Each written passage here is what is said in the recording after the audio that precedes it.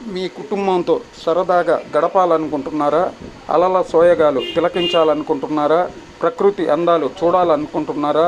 ఆధ్యాత్మిక స్పర్శను పొందాలనుకుంటున్నారా? అయితే ఎందుకు ఆలస్యం? ఒక్కసారి మైపాడు బీచ్ను చూద్దాం రండి. నెల్లూరు జిల్లాలోని ఇందుకూరుపేట మండలంలో మైపాడు గ్రామం ఉంది. ఈ గ్రామం బంగాళాఖాతంలోని తీర ప్రాంతంలో ఆనుకొని ఉండడం వల్ల ఇక్కడ బీచ్ చాలా ప్రసిద్ధిగాంచింది. ఈ బీచ్ను తిలకించాలంటే నెల్లూరు నుండి సుమారు 24 కిలోమీటర్ల దూరం ప్రయాణించాల్సిందే. ఈ ప్రాంతానికి వెళ్ళాలంటే నెల్లూరు ఆత్మకూరు బస్టాండ్ నుండి ప్రతినిత్యం బస్సులు, ఆటోలు ఉంటాయి. ఈ ప్రాంతానికి వెళ్ళేవారు కోనసీమను మైమరిపించే విధంగా ఇరువైపుల కొబ్బరి చెట్లతో నిండి ఉన్న రోడ్డు మార్గాన ఈ ప్రాంతానికి వెళ్ళాల్సి ఉంది. మైపాడు బీచ్లో ఆహ్లాదకరమైన ఆనందం, అనుభూతిని పొందేందుకు ఆంధ్రప్రదేశ్, తెలంగాణ, కేరళ, కర్ణాటక రాష్ట్రాల నుండి అనేక మంది యాత్రికులు వస్తుంటారు.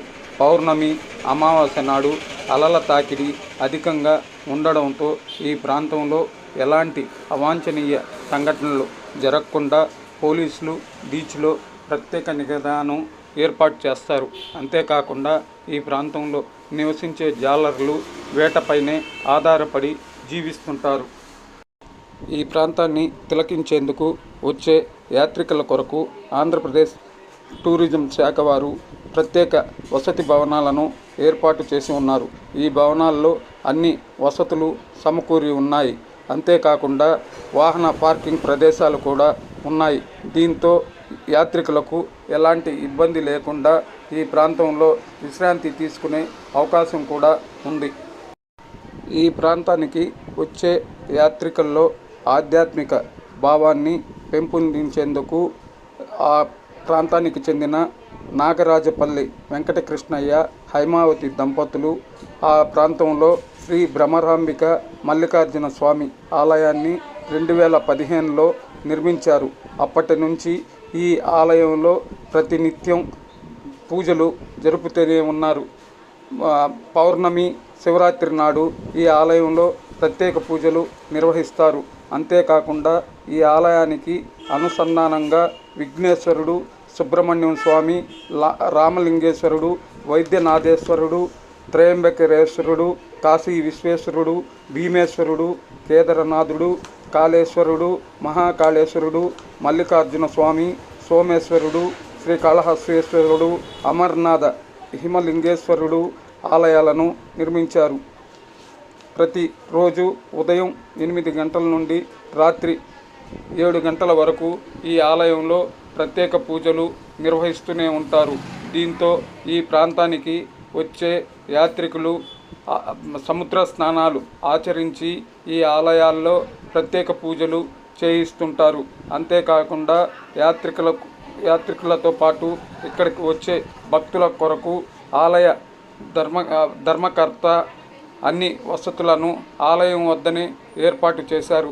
అంతేకాకుండా ఇక్కడికి వచ్చే భక్తుల కొరకు పండుగ సందర్భాల్లో అన్నదాన కార్యక్రమాలను నిర్వహిస్తూ ఉంటారు.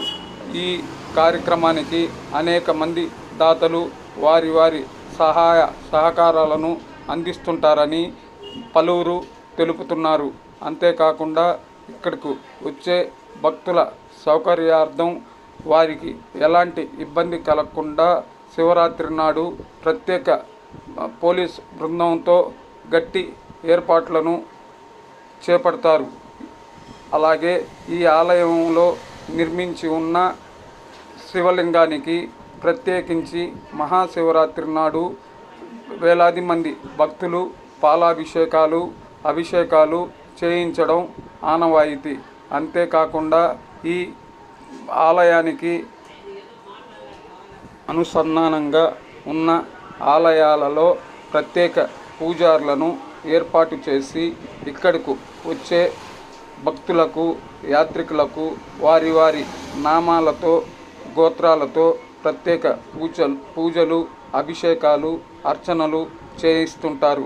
అంతేకాకుండా ఈ ఆలయాలను సందర్శిస్తే సర్వదోషాలు తొలగిపోతాయని ఈ ప్రాంతంలో భక్తుల విశ్వాసం. అనేక మంది శివరాత్రి పర్వదినం నాడు ఈ ఆలయాల వద్ద నిద్ర చేసి పూజలు చేయిస్తుంటారు. ఈ బీచ్కి సుమారు 6 కిలోమీటర్ల దూరంలో గంగపట్నం గ్రామం ఉంది. ఈ గ్రామంలో చాముండేశ్వరి అమ్మవారు వెలసి ఉంది. ఈ అమ్మవారిలో చాలా ప్రత్యేకత కలిగి ఉండడంతో ఈ అమ్మవారిని దర్శించేందుకు యాత్రికులు, భక్తులు ఈ ఆలయం వద్దకు తండోపతండాలుగా వస్తుంటారు. ఈ ఆలయం సమీపంలో ఉన్న కోనేరు చాలా సుందరవనంగా ఉంటుంది. అంతేకాకుండా ఈ ఆలయంలో ప్రతిరోజు ధూపద్వీప నైవేద్యాలతో ప్రత్యేక పూజలు నిర్వహిస్తుంటారు. అంతేకాకుండా ఈ ఆలయ ప్రాంగణంలోనే మాజీ మంత్రి నల్లపరెడ్డి ప్రసన్నకుమార్ రెడ్డి తన సొంత నిధులతో ఒక శివాలయాన్ని కూడా ఏర్పాటు చేసి ఉన్నారు.